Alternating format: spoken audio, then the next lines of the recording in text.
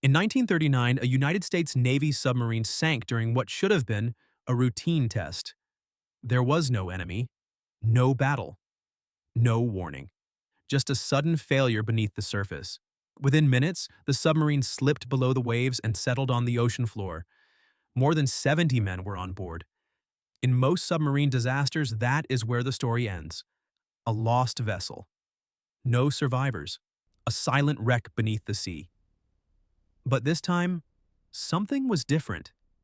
The submarine had gone down in relatively shallow water, deep enough to be deadly, but not beyond reach. And more importantly, the Navy knew exactly where it was. The vessel was USS Squalus, SS-192.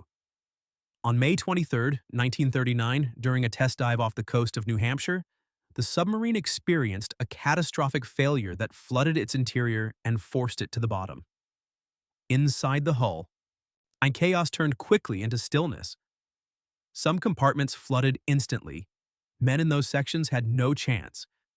But in the forward part of the submarine, a group of sailors survived, trapped, cut off from the surface, with limited air, and no way out on their own. At a depth of over 200 feet, escape was nearly impossible. Submarine crews were trained for emergencies, but survival at that depth required more than training. It required time, and a solution that had never truly been tested in a real disaster. Because at that moment, the Navy possessed something experimental, a device designed to rescue men from a sunken submarine. But it had never been used in an actual emergency. Now it would have to work. Because for the 33 men still alive inside USS Squalus, failure would mean certain death. On the morning of May 23, 1939, USS Squalus prepared for a routine test dive off the coast of New Hampshire. The submarine had recently completed work at the Portsmouth Naval Shipyard and was undergoing sea trials to verify that all systems were functioning correctly. Test dives were a standard part of this process. The procedure was familiar. The submarine would submerge gradually. Systems would be checked at different depths.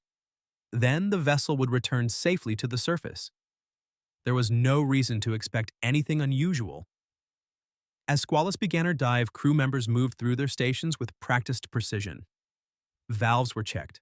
Compartments were sealed. The submarine descended beneath the surface. Then, without warning, something went wrong.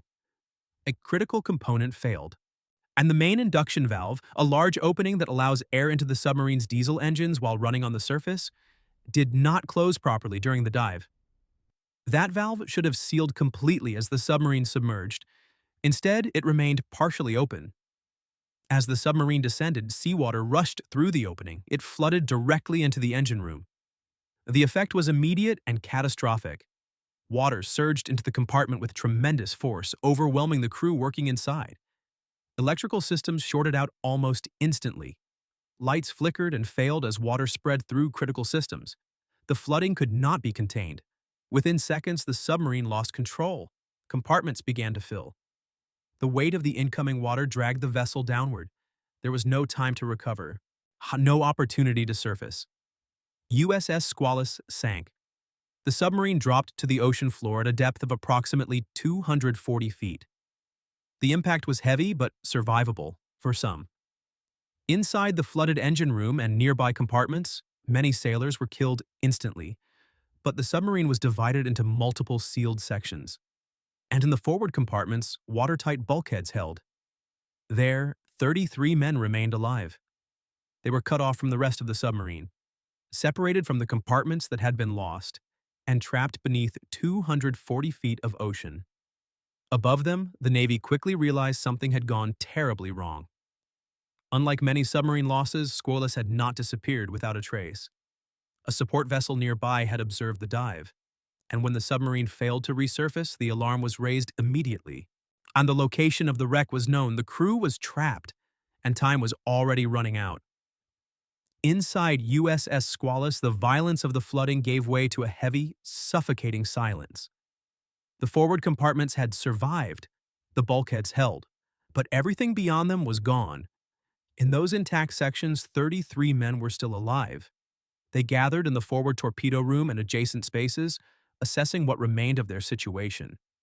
The submarine had settled on the seabed at approximately 240 feet, tilted but stable enough to remain intact. For the moment, they were not drowning. But survival had limits. The air inside the submarine was finite. With each breath, oxygen levels dropped. Carbon dioxide levels began to rise. Moisture and cold crept into the compartments. Lights were dim. Power was limited. The time became the most critical factor. The crew understood the reality quickly. They could not escape on their own. At that depth, a direct ascent to the surface was nearly impossible without specialized equipment. Even if they attempted it, the risks were severe. Lung expansion injuries, disorientation, and drowning. Their only chance was rescue.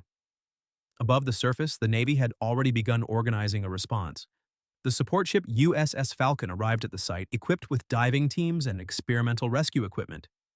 Communication lines were established with the submarine using tapping signals and underwater telephone systems. For the trapped crew, that contact changed everything. They were not alone. The Navy knew where they were. Rescue was coming.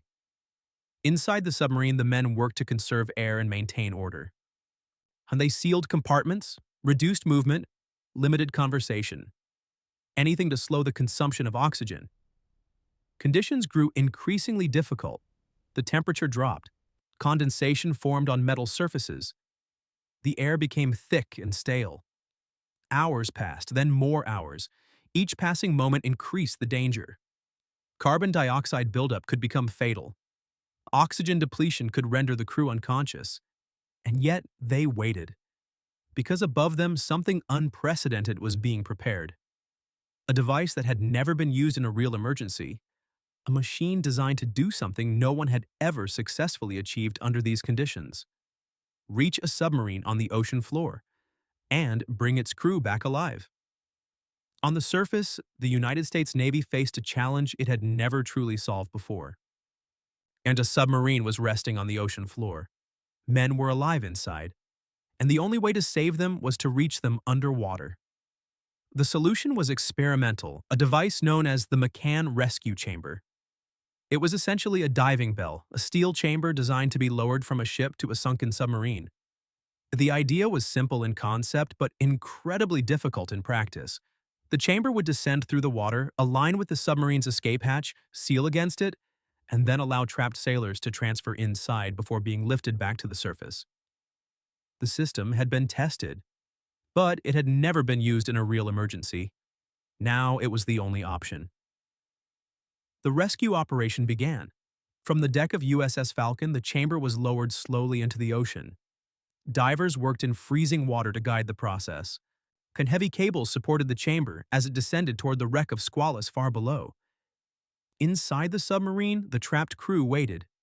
They could feel faint vibrations as the rescue equipment moved above them. Then, eventually, the chamber reached the hull. The first challenge was alignment. The chamber had to be positioned precisely over the submarine's escape hatch. Even a slight misalignment could prevent a proper seal, making rescue impossible. Divers worked carefully in the dark water. Finally, the chamber was locked into position. Inside Squalus, the hatch was opened. Water flooded into the chamber to equalize pressure. Then, one by one, the first group of sailors entered the rescue chamber. When the hatch was sealed, the chamber was raised back to the surface. The first survivors had made it out. The process would need to be repeated again and again. Each trip could only carry a small number of men. Each descent and ascent took time. And inside the submarine, time was running out. The rescue continued. The chamber descended again, aligned again, docked again. Another group of sailors transferred, lifted to the surface. Rescue teams on the Falcon worked continuously. Divers risked their own lives in cold, high-pressure conditions. Crew members operated winches and cables without pause. Inside the submarine, the remaining men waited in growing exhaustion. The air continued to degrade, but hope remained. Because each time the chamber returned, fewer men were left behind. Trip after trip, the operation continued. Until finally, all 33 survivors had been brought to the surface. Alive. It was an unprecedented success. For the first time in history, a group of sailors had been rescued from a sunken submarine at depth. What had once been considered impossible had been proven real. USS Squalus had been lost, but her crew had not.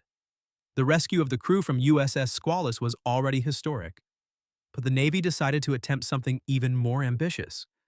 They would try to raise the submarine itself. The wreck lay at a depth of about 240 feet, shallow compared to many ocean depths, but still difficult enough to make salvage a complex and dangerous operation.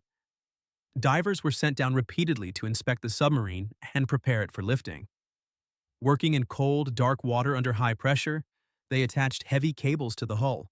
Openings were sealed where possible, and equipment was positioned carefully to ensure the submarine could be lifted without breaking apart. The plan relied on pontoons, large floating devices that could be attached to the submarine and filled with air to provide buoyancy. Slowly, methodically, the salvage operation began. The submarine was lifted in stages, raised part of the way, stabilized, then raised again. Each step required precision.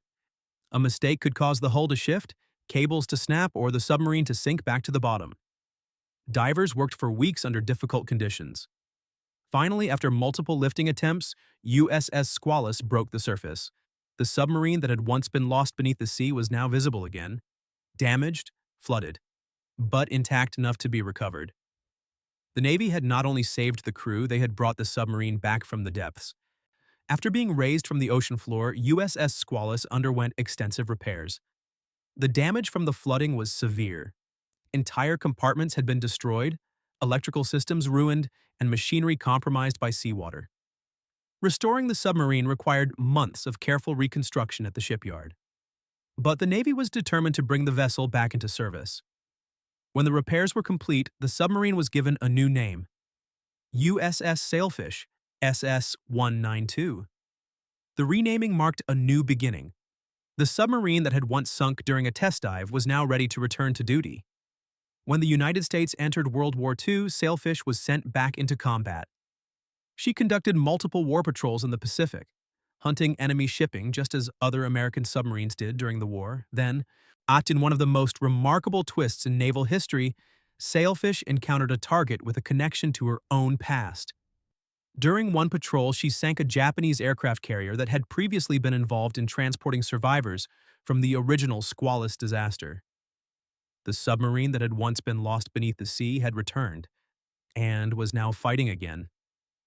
The story of USS Squalus, later USS Sailfish, changed submarine history. For the first time, a full crew had been rescued from a sunken submarine at depth. The success of the McCann Rescue Chamber proved that underwater rescue was possible and led to the development of modern submarine rescue systems still used today. It also changed how navies prepared for emergencies beneath the sea. Unlike many submarine disasters, this story did not end in silence. It ended with survival, and with a submarine that returned from the depths to sail again.